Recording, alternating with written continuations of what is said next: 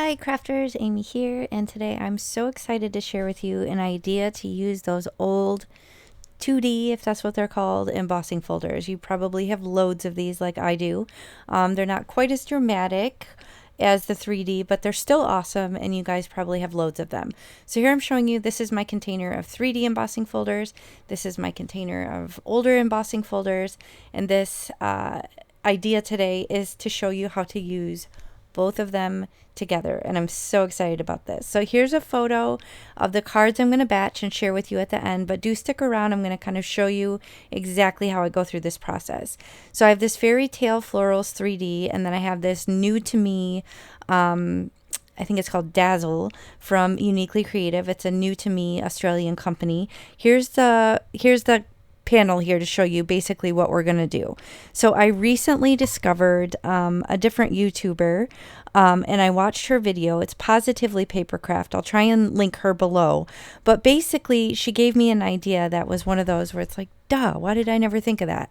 To combine embossing folders. So basically you start with your panels with your regular embossing folders. You can see I have a Cuttlebug, I have a Tim Holtz, and then I think probably a Joanne brand. And then once you once you emboss with the old folder, then you load it into your new dramatic 3D embossing folder second, and then you get this really cool effect.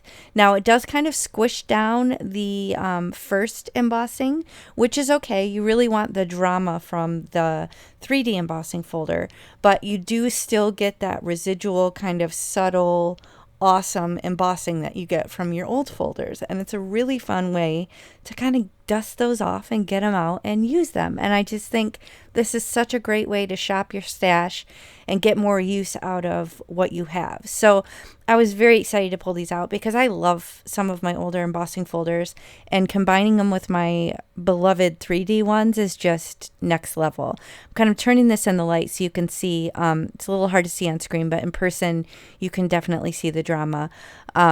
I love stripes and florals. That's a combo that I feel never gets old, so that's always awesome. Then on this one, I think it's Peaceful Poppies, and then I did polka dots, and again, such a cool effect. Now, as you saw in these photos, I'm actually just going to leave these white, but I'm really excited to do this again and bring in some very simple ink blending. So maybe just kind of brush some ink blending over the top, or maybe do it with a colored cardstock and then use maybe like a distress oxide.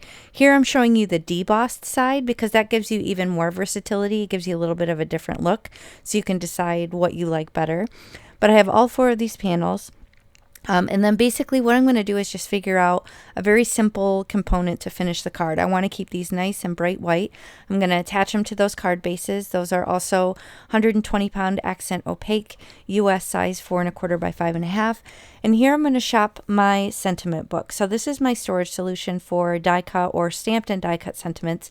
So I have a bunch of them ready to go. This saves me a lot of time. I don't have to slow down and kind of cut out or decide on the fly what ones I want to use. And the benefit of having all white here is I was able to use some die cuts that I've kind of had sitting in here for a while. I have some that I had made with pattern paper, and as you can imagine, it was really hard to find designs that would match with these because they were so textured and colored and specific.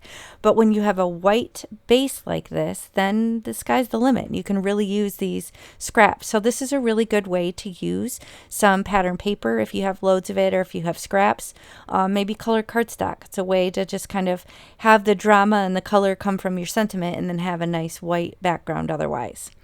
Like I said, I also want to try this with my metallic gilding polishes or like my lunar paste, just to kind of brush that over the top of the white, or maybe a colored cardstock, and see how that looks. So I'm very curious to see how it picks up the coloring with the not as dramatic embossing underneath.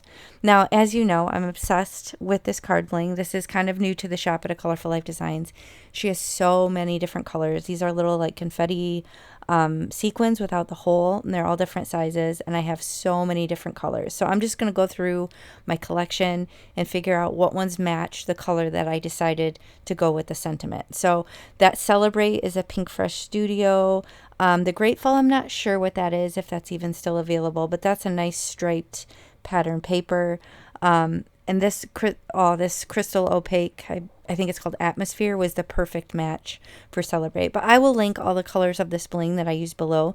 Be sure to check that out. If you do shop for anything at a Colorful Life Designs, whether it's the amazing stencils or stamps or the blingage, be sure to use my coupon AmyFan10 and you'll save 10% on your complete order. So I'm just having fun shopping through, figuring out which colors I'm going to use for which card. And that last green one wasn't a perfect match because the Happy Birthday was a bit of a kind of a grayish green. But here's a few photos just to give you some more close-up perspective, but do stick around. I'll show you the finished cards in just a moment as well. I just wanted to give you as many pictures as I could so you could really see this awesome double embossing. This is just such a fun way to bust your crafty stash. So I encourage you to bust out what you already have, mix and match your embossing folders, your regular, your 3D, whatever you have. I bet there's endless combinations for you. So here's the 4 finished cards. I'm really pleased with that extra little pop of color from the card bling to kind of tie that in with the color on the little die cuts that I used. And then of course I can use like my Tailored Expression sub-sentiments to finish this off later or customize it further with the inside of the card and things like that. So anything that's still available, I will link it in the video description box below if you expand and scroll down. When you do use my links, it's no additional cost to you and it really does help me out. So thank you so much for spending time with me today. I hope you found this helpful. If you did, please help me out and hit the thumbs up, and I'll catch you next time. Bye.